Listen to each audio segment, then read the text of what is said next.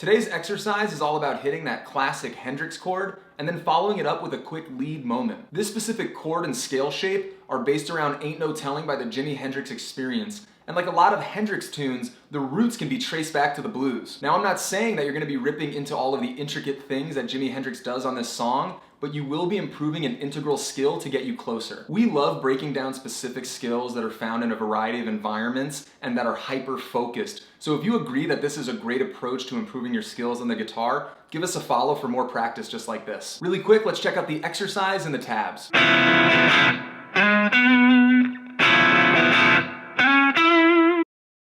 As you can see, we've got a C sharp 7 sharp 9, and the 7 sharp 9 is what's commonly referred to as the Hendrix chord. And then we've got this quick little lead moment, as I called it, based on the C sharp minor pentatonic scale. If you want to experiment with your own lead phrases, here's the full pentatonic shape that you'll want to pull from.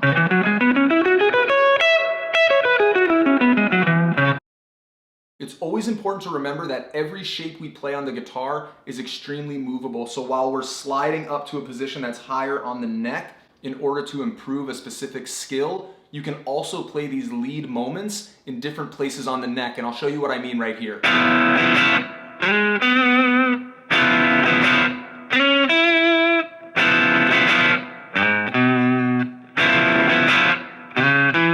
So I'd say push yourself to practice the harder skill, which would be sliding up to that position higher on the neck, but don't feel like you can't ever adjust based on your comfortability. So take a crack at this for 5 to 10 minutes on the front end of your session, hit the like button if this was helpful, and stay tuned tomorrow for more easy guitar practice.